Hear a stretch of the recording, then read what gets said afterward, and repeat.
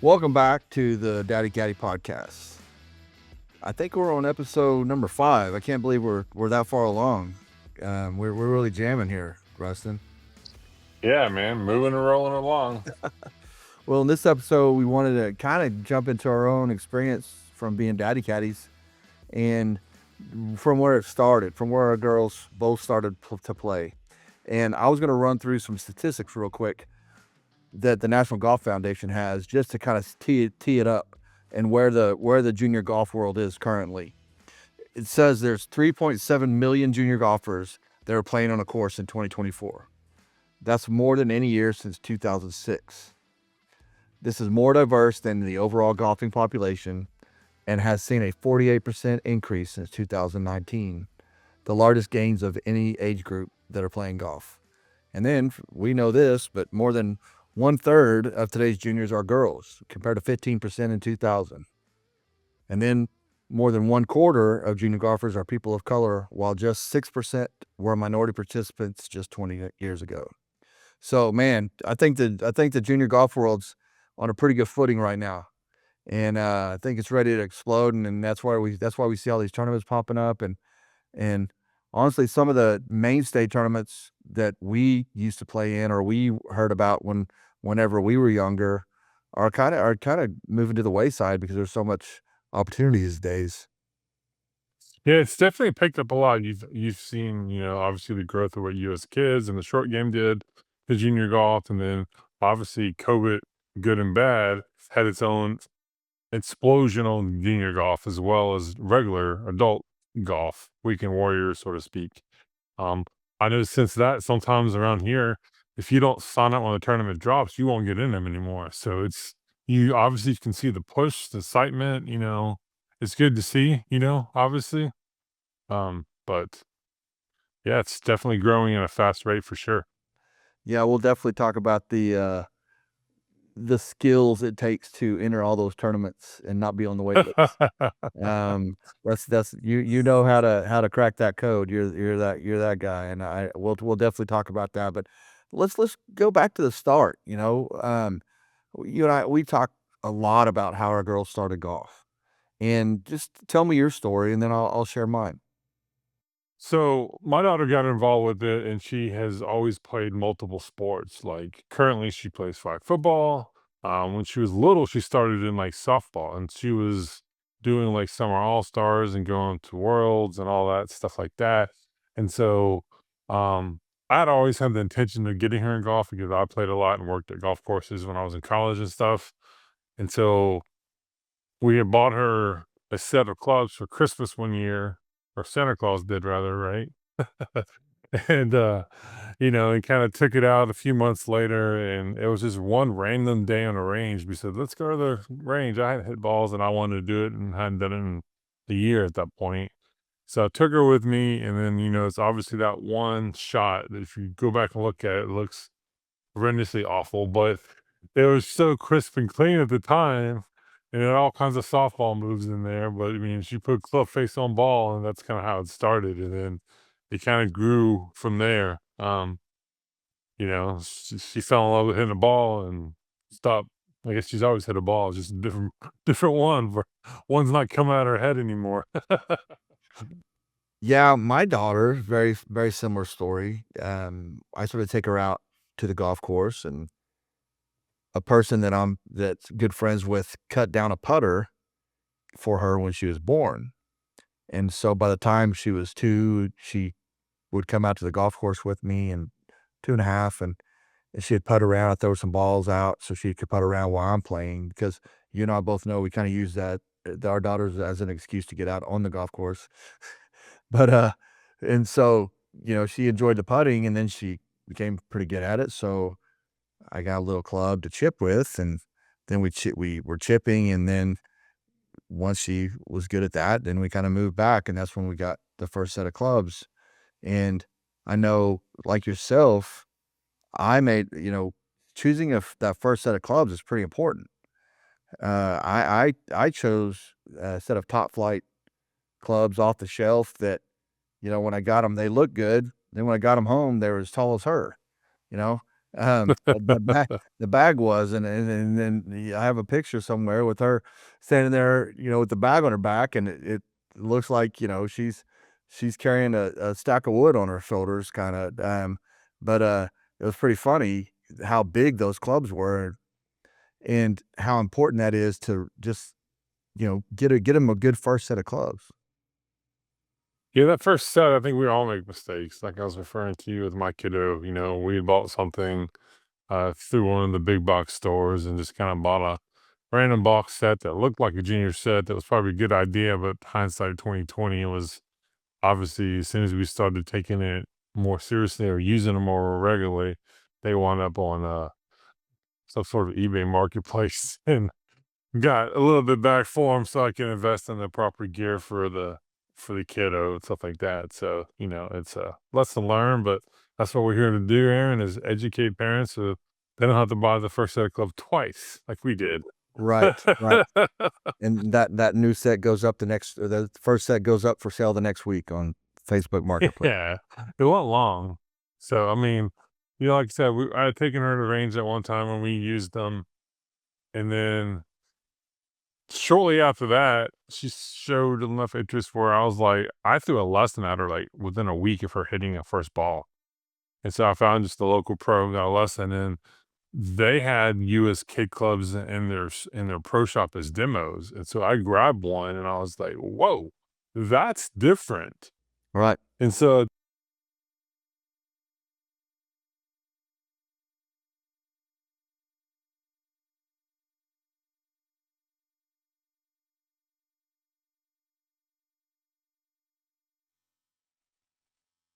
wedge, right, and then that and putter, yes, sir. the putter, of course, and then I invested in a sand wedge just for chipping and just getting used to something with a little less cavity and stuff like that. So, yeah, fun stuff, right? Don't make the same mistake twice, as they say. Measure twice, cut once, right? I think we Right, right. we cut twice on that one, huh? That is the good thing about, we started out with US kids as well after that first set, and the good thing is it's measured by height, right? Um, that, the taller you are, the different, you get different sets of clubs. Now, I will say those clubs stack up pretty quickly in your garage if you, go by that measurement and if your kids grow like ours. Um, but, about the age of 8, I believe that we went, or maybe 9, I believe we went to the Ping Prodigies, and they have a program, actually still do, that you buy that set of clubs, first set of clubs, and they'll reshaft them for free once, your child grows a little taller. And I thought that was a really, really good set too, but unfortunately, it's an investment. I mean, it is a significant investment. In that first set, I like that US Kids does price them really well as an entry level. I think $180, somewhere around there, maybe 200. It's a So close to 330 today. I looked wow, them okay, up, so inflation had okay. gone up a little bit, Inflation since but, we've started, but yeah. Um, but, for a first set, that's a good price, and they it get to has a play. bag too, by the way. Yeah, I didn't yeah, it mention comes that. with a It does have a bag. bag with it. And I know there's other companies out there, like Sorties that are for 8 years old and younger, and some others, and it all started mainly during COVID. All these other manufacturers started to pop up, and once the explosion of juniors, which I talked about the onset of the episode, once it become more juniors, that became a viable market for club manufacturers. Yeah, go back to use kids for a second. One thing too to mention with them, and it's really hugely important, especially when they're younger, is you get that 6 club free. So you buy that Right. box set that has 5 clubs, Yep. you literally cut off the UPC code from the box and mail it to them or scan it, email them, and they give you a coupon for a free club. Yep. So, and that's imperative as they get older and you're buying more clubs and you're buying sets. I'd always buy them individually because I always found that I could price them out with the free club. It was better. Um, No, so, but yeah, there's a ton of manufacturers that's come on since COVID, right around COVID, to give a little bit of love to a few of them. Like iGen has come out, which is very similar to Prodigy. Well, they have clubs where they're designed to be reshafted. They're adult shafts in there, They also have weights in the head, so if you want it lighter, you want it heavier, you want it toe balanced or heel balanced, you can do all kinds of stuff with their irons like that. But obviously, it messes with the CG placement, center of gravity for everybody else there. They can control the ball flight, whether it's launching high, launching low, control your spin. Really, really great clubs. Those are significantly adult price investment, not kid price investment. So you have to be willing to commit to those irons for probably a few seasons.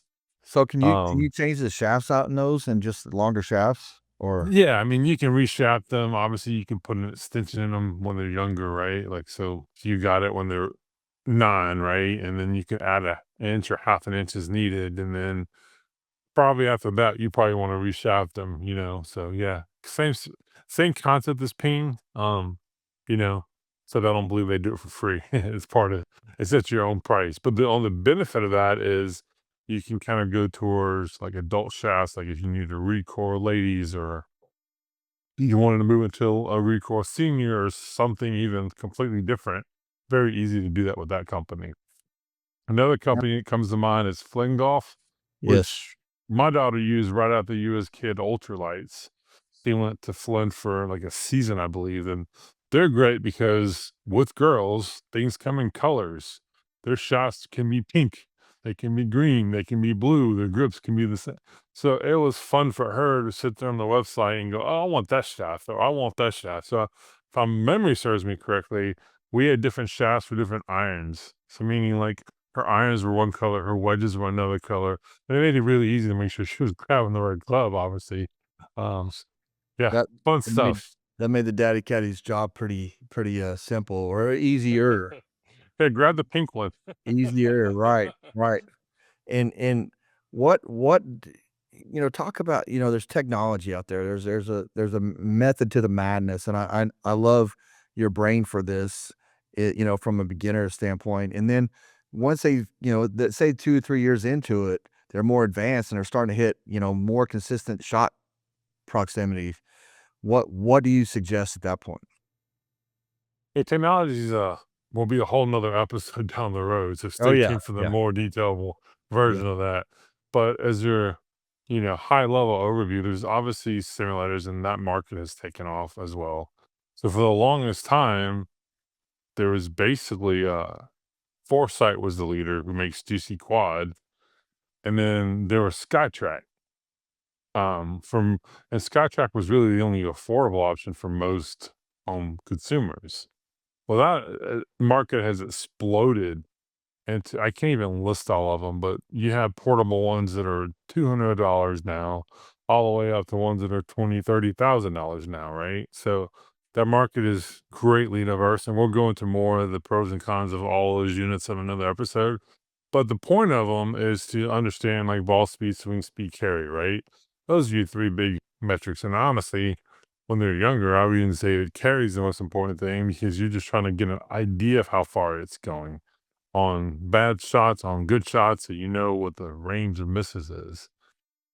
And so I think we jumped into some studios around here, even as early as like 7 and 8 when they had them.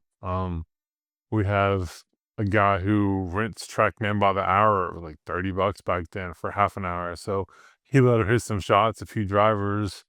I think even our US kid director brought them out, if I'm not mistaken, to one event where you can go jump on there to get your swing speed or something like that. I think I saw that TrackMan report when you were like 7. It was like 58 miles an hour or something crazy like that. It's funny. Um, That's good to look back yeah. at that. So how did you motivate your daughter? What are the games? How did you keep her interested? What are some of the ways that you kept her head in there? But for my wife listening, just for pure motivation. But reality sinks in, and I mean, there was cookies and candies and ice cream involved in that for sure, right? Even going back to when she played softball, there was always Skittles involved for base hits, and it kind of translated to golf where it was, Skittles involved for making a par or like even solid contact and then just getting in the air at that point, right? That was the first goal, right? Get in the air before you start thinking about pars and stuff like that. And so even to this day, she has like an ice cream cone in her bag because of something that I did. And then when we would go see her granddad, he would always take her out to ice cream afterwards. And it was always, ice cream for golf. She'd get mad, thinking about the ice cream we're going to get after we play. Let's refocus and calm down because, at the end of the day, when they're little, it's not about results. It's not about scores. It's not about anything else, but it's about ice cream after you play. And just spending time, whether it's granddad or whether it's dad, that's what it was about when they're obviously early and young. And What about and y'all? What did y'all do? I mean, I'm well, very assuming you're similar. sugaring up her as well. Yeah, it was, I was giving her a lot of sugar, making her think she could drive the golf cart. That was always fun, thinking that steering that golf cart around and just seeing everybody and, just like yours, everybody loves a cute little girl out playing golf. And so she was popular and just, being out there and just having fun with dad and, trying to make it as fun as possible before you start grinding on the tournament scene too much. But, golf, you just wanna hopefully you just hope they love it. You hope they love it. You hope they just wanna be out there with you, and I know yours feels same. Yeah, I never got her into it thinking tournaments. Um, that was an accident how that happened. Um, I definitely the didn't know that there to was I didn't know about US Kid. I had to do investigation, found out, when I thought she could maybe compete, I had to, see what was out there. I jumped into it way too fast. This is a good story. Involves Frasers, of course, because I don't know if you know this, but I met the Frasers because I was a softball coach when Ryland played. They were on my team, and I recruited Rob to be an assistant coach for me. So, like, they were like 4, maybe 5 when I met them. So I've known the Frasers for a long, long time. It goes Right. back even pre-golf. Wow. And so Rob obviously was a very competitive and good golfer in his own right. And so they started almost the same time at every step together to a point. And so, like, it was the end of one of their softball seasons or something like that. And then I had texted Rob a video of runs what was a good swing at that point. And I learned about US Kids tournaments because I was on their website trying to buy clubs. And I actually got that wedge that I referred to earlier. And I saw tournaments and I'm clicking around and I'm seeing texts like, oh, they got one in a week. Hey, Rob, you want to do this? Yeah, let's do it. So we signed up together blindly. I think my kiddo had probably played on the course twice before we jumped into a tournament. Wow. Do not recommend that at all. I mean, but luckily there was 2 it was only them I think there was one other kid who had played before, but she was probably a hair better, but not enough to really worry about. They were having fun together, the 2 girls who were out there playing, and kinda learning together, and even us caddies, I had played golf, I never played serious golf, and so it was different with rules and putting out and stuff like that that you don't think about. Yeah. And so, yeah, we jumped into it way too soon. I wanna say it wasn't a horrible score considering. I think it was like 61 or something like that. So it could've been a lot worse, but, hey, she drove this is funny, she actually drove a green back then on her first time out. Might have been Wow. 100 yards, but she smashed it, was right on, like, French. So, I think she, like, 3 putted it for par. That was her first par ever. Isn't that funny? Knowing her That's now, right? that's pretty awesome looking back on that. Um, the, my path was our path to a tournament was very similar. Like I said, I just investigated and asked some other parents, what junior golf tours or if there were any out there, and then I heard about this US Kids tour that was local in Oklahoma City and looked at the rules and everything. I think at that time Harlow was 5 years old, so we were a little young, and we had to wait till 6 and under, or well, it's usually 6 and under. I think we might have been 4 and had to wait. Anyway, not sure on that exact, but we had to wait a little bit, so we practiced and on some rules and things like that, and how to handle yourself on the golf course. But it was really the tour was so well ran and made the participants feel so special. And you know the we're going to talk a lot about U.S. kids, but we're both huge fans of U.S. kids and what they stand for Mhm. and how they treat all the junior players and the different levels that they have of participations, local, state, regional, and then the worlds.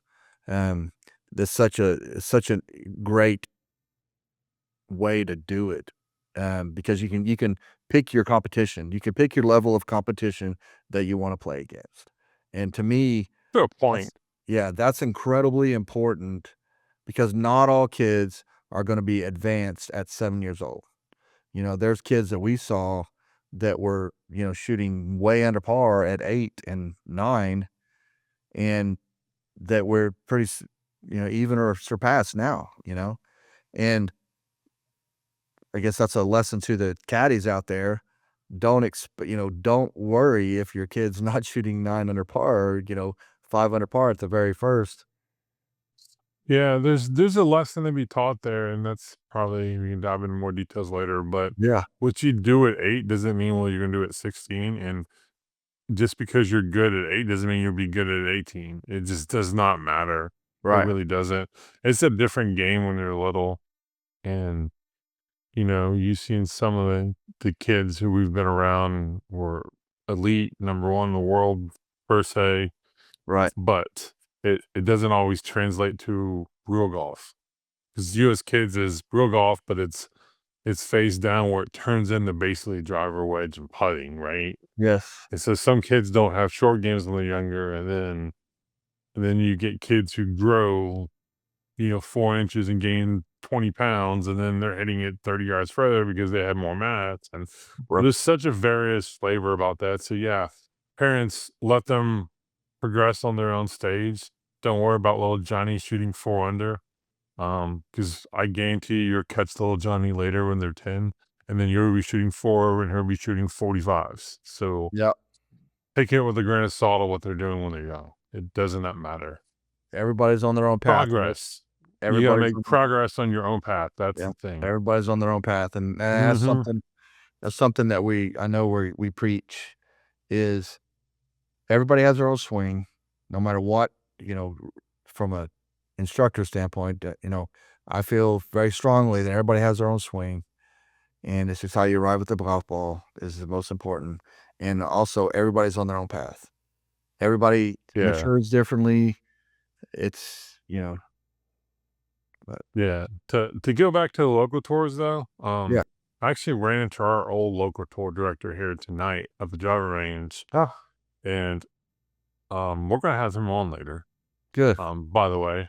good. Um, but I was talking to him a little bit about US kids and setup and stuff like that. And it's very cool how the uniqueness of director to director can be on course setup. And that's what US kids does it right. And they set it up where it's not overly complicated for them. Right, It's not overly long at certain ages. So they have a chance to make birdies, even though you're teeing off in the middle of the fairway. You right. have a chance to, have a few hard holes where par is a good score. At least that's how ours set it up, and Ours, everyone's different. I've heard of some people saying, "Oh, it says it's 1,500 yards and they're playing 1,000 yards because their director wants a lot of kids to have under par scores." And I see both sides of that. right. Yeah, you want them to have fun, right? I remember growing Yeah. up, I never started from the women's tees. I started from the men's tees. So I was hitting a driver, a 3-wood, and then like a wedge on par fours, short par fours. And that wasn't really looking back on that really wasn't fun. And so the age appropriate yardages are just, I think, so pivotal in the development of junior golfers because it does make it fun. They are shooting under par and they are birdieing. Yeah. I mean, that US kids obviously wasn't around with the Tiger era. And what Tiger's dad did, if you remember, he would change the par. That's a Right. par six. Yeah. It's a par seven. Oh, it's a par four when it was maybe a par three as an example. Yeah, so but yeah, US Kids is obviously has the science. They have the TrackMan data because at their events, their bigger events, they have kids get on TrackMan for free and they analyze it. But what they're doing is they're using that data to create equipment and to help set up courses that are appropriate for each age group to make sure they're getting an ideal of average 10-year-old boy driver, average, 8-year-old girl driver. And so they're not making sure that kids can actually reach the green with irons, not woods, for Right. one. So they Yeah. And definitely have the data and science behind what they're doing there for sure. Russ, let's go back to, the age of starting tournaments. What age do you think, starting tournaments? And I think personally, I think it's different for everybody. But 100% agree. I think that's a maturity level. right. And I also think that's on the type of event you're looking at. So, like I said, when we jumped into it, it was way too early. But as we got into it, we learned about other tours. Our PGA section has a 5-hole event that Sure. is the best possible way to start golf, even at 5 or younger. Um, because you go play 5 holes, you're off the course in what, an hour or whatever it is, right? Mm. So, like, it was a great way in the intro. But I don't really personally believe there's a specific age requirement needed. If I were to do it over again, I would probably have her skill level be a little higher. I would, and just being around you as kids enough, I would love to say, hey, let's break 50 before you jump out there. But that's not always realistic. And some kids need to, just get out there and get exposed and want to play. Um, but it's more of the emotional maturity to make sure they're able to walk. They're able to hold themselves accountable. They're able to take bad shots and not get overly emotional about it. I think some Right. maturity level stuff like that need to be in place before we jump out there. And obviously, the skill does matter, but it's not as important when you're younger. As you get older, like if you're a 12-year-old getting started, that's a different conversation. Right. No, and one of the good things on US Kids, I know we are talking about US Kids, but we both think that they have the best junior tour for kids.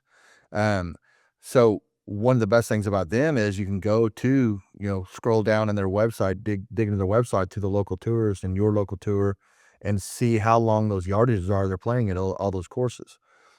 Each par 4, each par 5, each par 3. So then you can take that to your home course and say, okay, they're playing 150-yard par fours. They're playing, generally around a 60-yard par three. So you can do that on your home course to judge what your kid would be shooting out there. Yeah. And it's predetermined. So, I mean, some Right. directors have it set X to Y and they never change that course. But if you go on the USP's website, like you say, you can look up, I think it's, what is it, 7U now? I know they changed the ages a few years ago. But like 7U, you can go on there and see, okay, the par fours range from 80 to 120, meaning they can't go any longer, they can't go any shorter in Right. theory.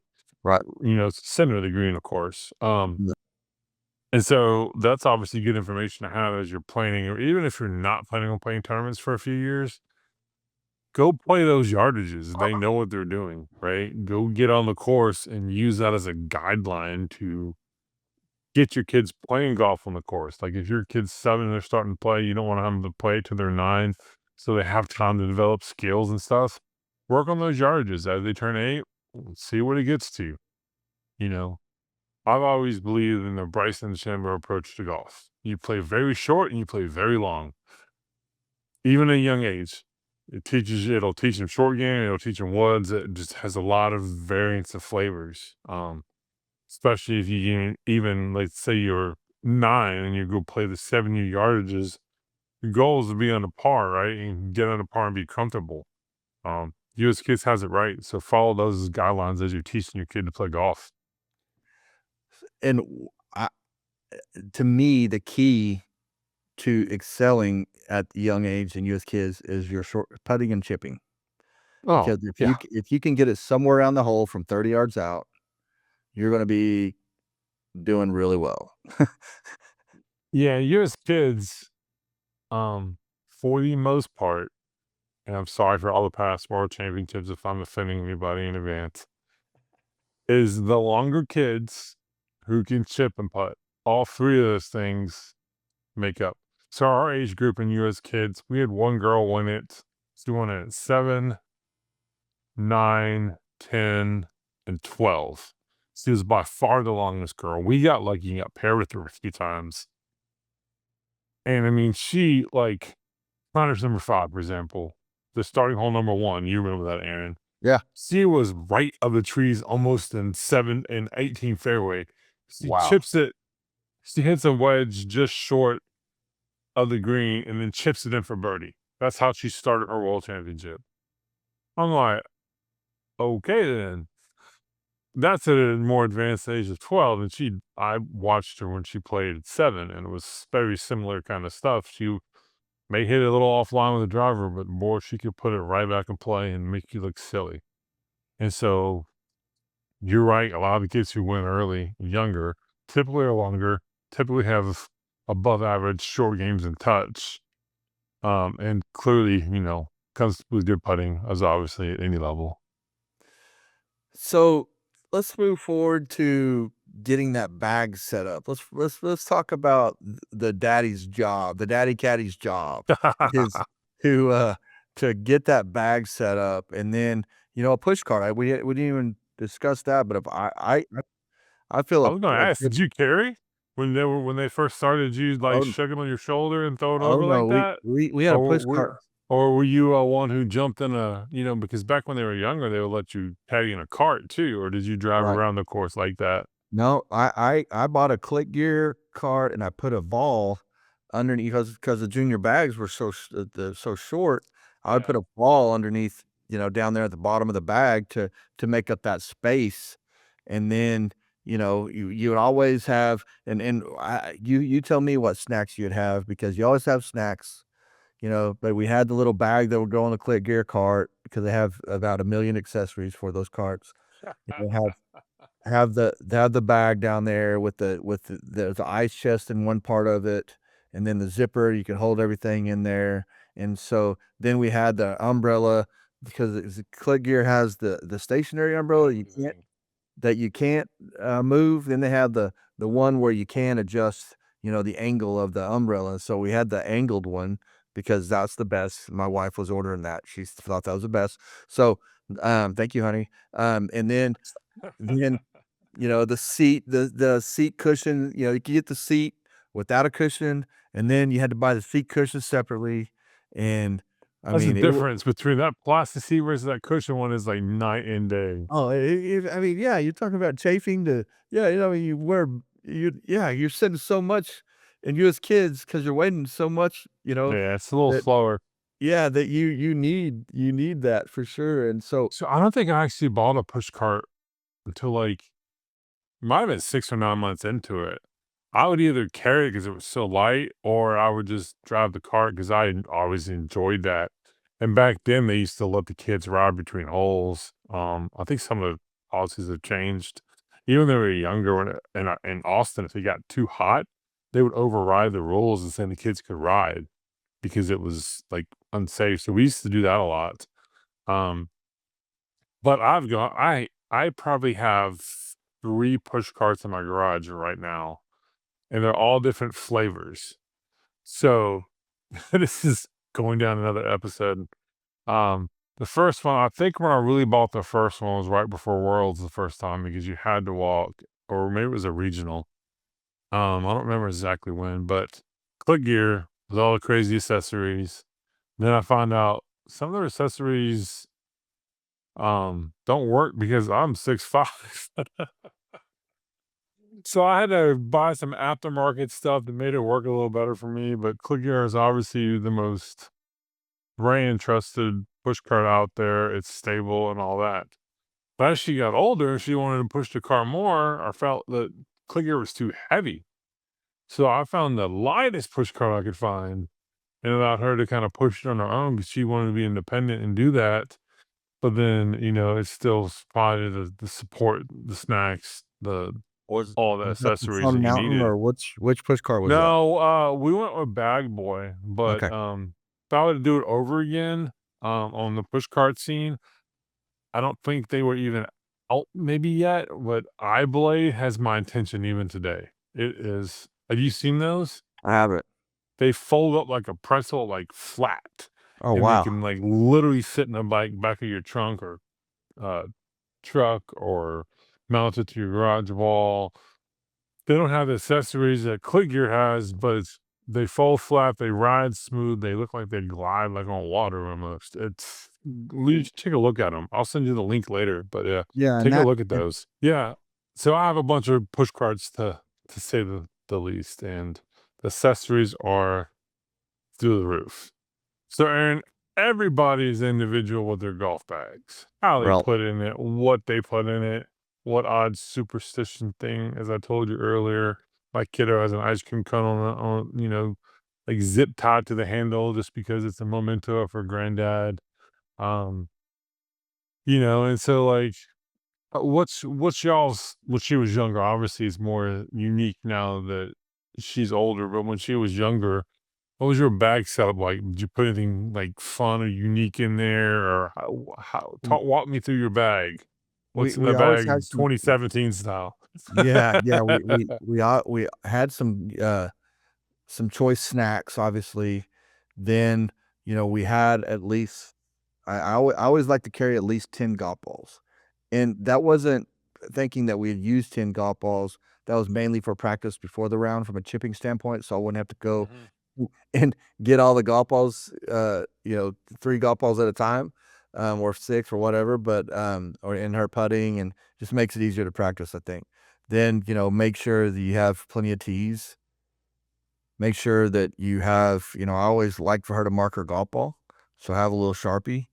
Um, make sure you have a couple of gloves. Um, and trying to teach her at a young age to really come prepared to the golf course.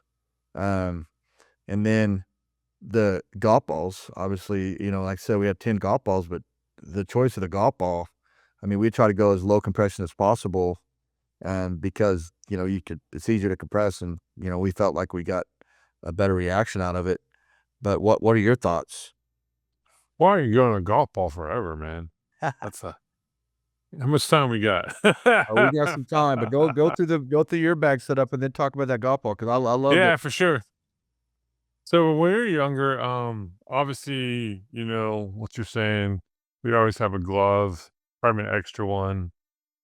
I always just put balls in there, however many I had at the time. Now obviously I have beyond too many dozens, but when we were younger, I might buy 2 dozens, but I just put them all in there because it didn't matter. At that age, you're not losing them really unless you had water in play because they're just really going left or right or straight, but it was too short to go offline and that thought caused problems for the most part. So I'd always have a good amount of balls in there, tees, sunscreen here in Texas, Yeah, bug spray. great point that dad fell not mentioning the sunscreen and towels and a club cleaner. But yeah, go ahead. Oh, yeah. Hey, club cleaner didn't come through later. When they're 7, give me club cleaner. He ain't spinning no balls at 7, Yep, right? yep, No, but for sure, everything we're mentioning is probably things we would have done differently. Towel, ball markers, things like that. I think might have been the first summer we got to. I didn't have a ball marker, so I stuck a tee in the ground. It's your ball marker for the day, yep. kind of thing. It doesn't really matter what you use. I hope it's not in somebody's line, right? So Yeah. like, yeah, different. Yeah, but in terms of golf ball, going back to that, so boy, that's where this technology comes into play. Because I can't tell you the education you can do yourself um, is to test golf balls for your swing. There's a lot of great organizations out there that will do golf ball testing. My Spy is one of them. They do a great embedded and detailed test, data points to the wazoo, analytics to the wazoo, but everyone's swing is different. How they compress the ball is different, especially at 7 and younger and young kids. So I had access to a SkyTrack when she was younger, and so like she liked the look of the soccer balls, as she called them, which was the Callaway Chrome softballs back then. But I noticed quickly they would spin more, but not enough to make a difference. But they were shorter by a good bit. So we used to nickname this one ball, and we used to call it the rabbit ball because that thing would hit the ground and it would chase. The Wilson Duo Soft was the ball of choice for young kids. From within my inner circle, anybody who would listen to me. It's funny because we were at a kind of a crappy range a few weeks ago that just had like collection of random balls, and that ball popped up, and I was like, "You need to hit this. It's gonna feel like a marshmallow to what you're used to, but I guarantee you it flies forever because that ball doesn't spin, and it launches to the moon." And that thing was gone. I think this range had like wood and it was gone, dude. It was crazy to watch to see that now. But that ball, even back then, I mean, the reason we didn't name it scooter ball is because obviously, knowing what I know now, it had a lot less spin on it, and it would just kind of release and roll out a lot. So it obviously maximized distance. On the other end of it, there's times where you wish that ball would have a little more spin when you got in the July stuff, with around these Texas greens where the ball would stop on the green. So, but overall, for a kid swinging slow, those, what was it, 28 compression golf ball or whatever marshmallow it was, it's by far the scientific um, beta set for us. But like I said, your kid needs to do the same testing because maybe they compress it better. Maybe your kid happens to have better sapling or better swing at 7 or 8 than our kids did or whoever you're comparing them to.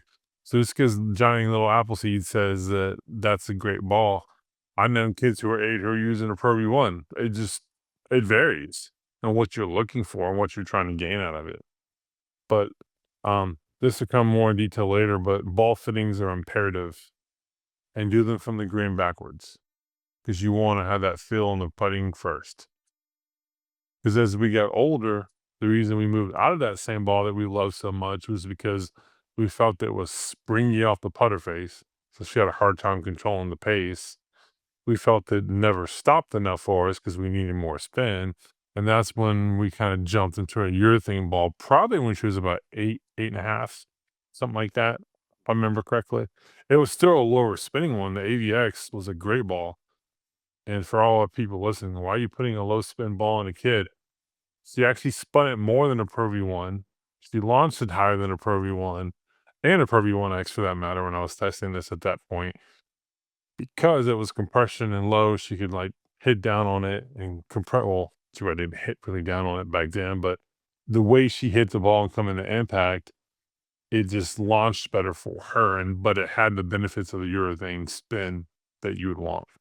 So, there you go. Do some testing, do some homework, figure out what works best, not only for performance, but there's a touch, feel element that is completely unique to the player. Some kids will love the way TP5 feels, some kids will wanna vomit. It just depends on the kid. Yeah, that man, great points, Rustin, and you being my, tech guy really, come to the plate with that one, and good information for families and caddies out there because, again, like we talked at the onset, every kid's unique, every swing's unique. Yep. So test that ball out and for their and enable them to be as successful as possible. So when your kids were younger, what kind of how much did you play tournaments? Like, what was your tournament schedule like? Even Uh, going to once you started qualifying for worlds, so to speak. Like, yeah, were y'all so ones that played a whole bunch, or did you just kinda play the season out and that was it? Or did you kinda pick and choose? Yeah, good point. I talked to a friend of mine today, and we are sitting there talking about the the expense of traveling. And one of the good things about U.S. kids that we really enjoyed was, yes, they had in our area they had the spring and fall series. I believe in your area they also have summer, but Yeah, we had summer, then, San Antonio here has a winter as well. yeah, and so we only have 2 seasons, and so then we would look to the state championships around us to go and play in, and then the regionals, because at Yeah, that we were lucky enough to qualify for regionals as well, and so we would go and try to, hit the Texas re was always a lot of fun down there at Horseshoe Bay, mhm, and the Texas yeah. State the year that was so much fun during COVID at TPC San Antonio, and so we would we would travel probably, I don't know how many tournaments per se, but it wasn't maybe 4 or 5 in the summertime and then the spring and fall, and we had a good Yeah. time, and yeah, and we felt like that was a good mix. We tried to play all the locals that would work for, adult schedules.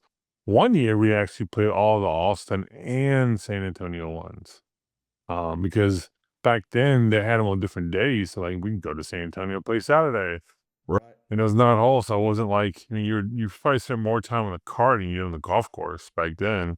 You bring up a great point to look at other where I'm at, Wichita, Kansas has a tour, Mhm. a nice little tour. Dallas Fort Worth has a nice little tour, and then actually Dallas and Fort Worth now, they just split up, I think, 2 years ago, but so you can go and play more than one tour, Yeah, and a lot of kids now are from the Dallas Fort Worth area are actually coming up to Oklahoma City to get on because the wait list is so long. Because as we yeah. talked about, there's so many junior golfers playing these days that you might need to explore, if you want to, driving, a couple hours to play those tournaments on the weekends.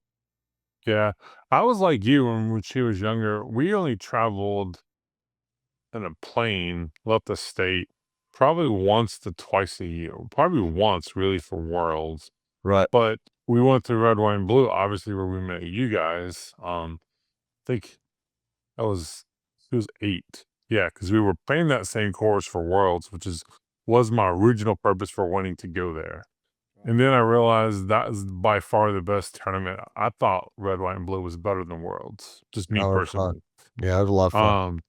Um, not only just because it was Red, White, and Blue for listeners, it's hosted on 4th of July weekend, right? And so the first couple years pre-COVID, they'd have these family nights and they had dudes jumping out of the sky landing on the ninth fairway. But not only that, if you stay a few days extra or come early, depending on when it was hosted, 4th of July fireworks at Pinehurst on the resort green is nothing better in this world. We have seen that probably 3 or 4 times, because we would almost always go out there, for Red, White, and Blue. By far the best regional. You as kids use that as your demo and mimic more of those. Um, you know, but like y'all, we would probably play every local, and we obviously would squeeze in Texas State for the most part. For the most part, the Texas regional, stuff like that. When she was younger, I didn't really believe, and even still don't believe in overly traveling for golf.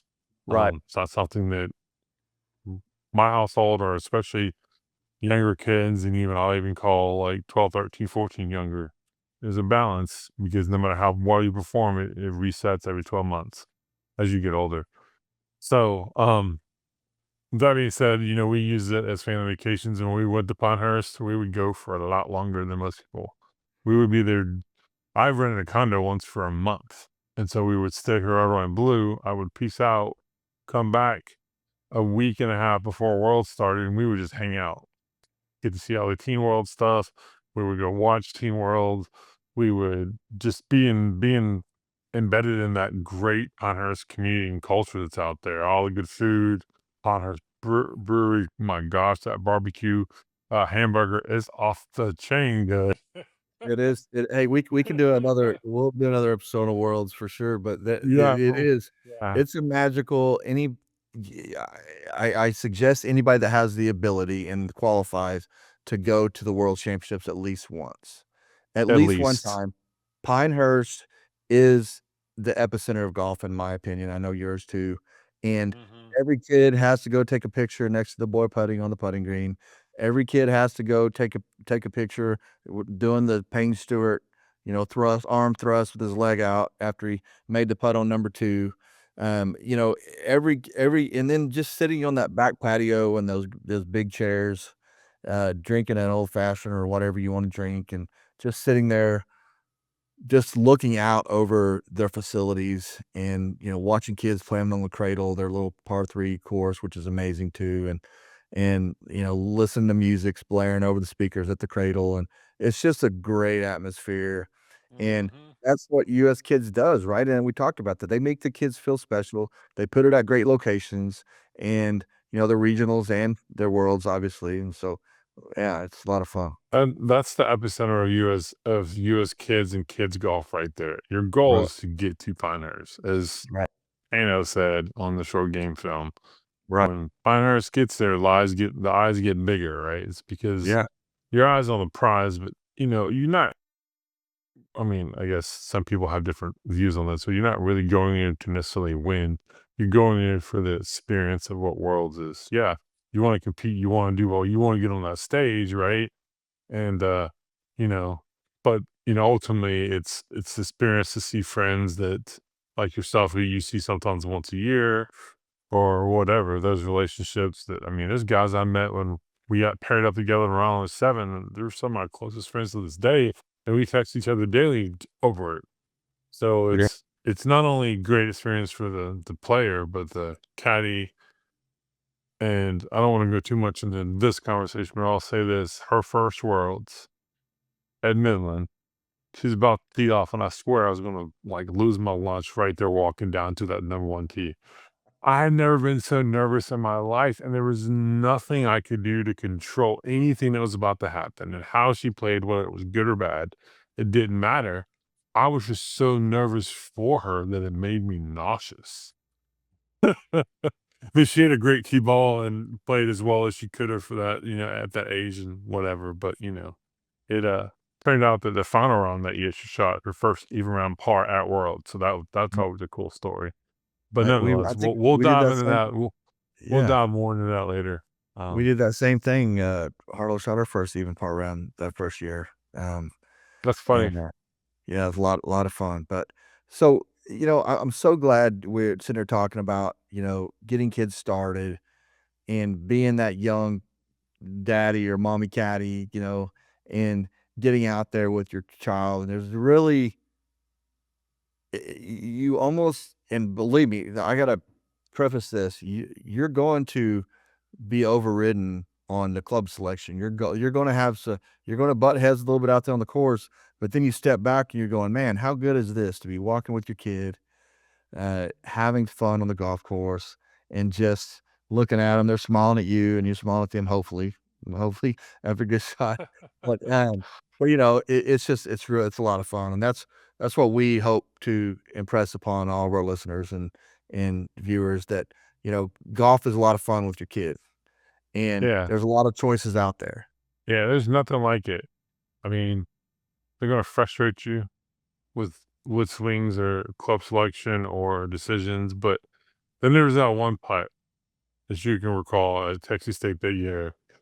Out of nowhere, he's bringing that little 20-footer that had no business making, just to and slam the door shut, Yep. sort of thing. So, and then the emotions that come with that is proudness and yeah. We thank our listeners for listening and watching us, and we're here for you.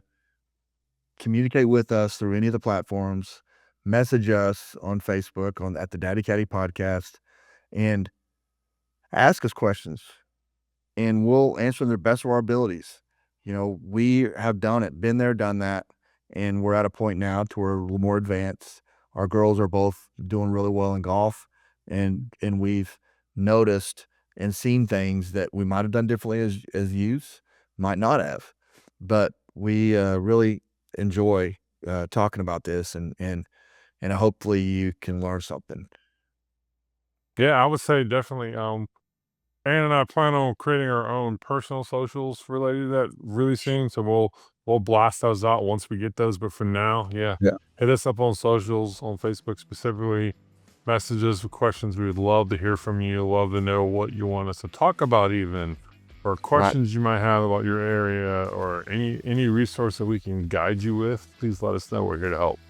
Yep. We're gonna have more resources coming soon, and just appreciate everybody. Look for the next episode next couple weeks, and we're out. Rustin, thanks. Thanks again. Fairways and greens, everybody. That's right.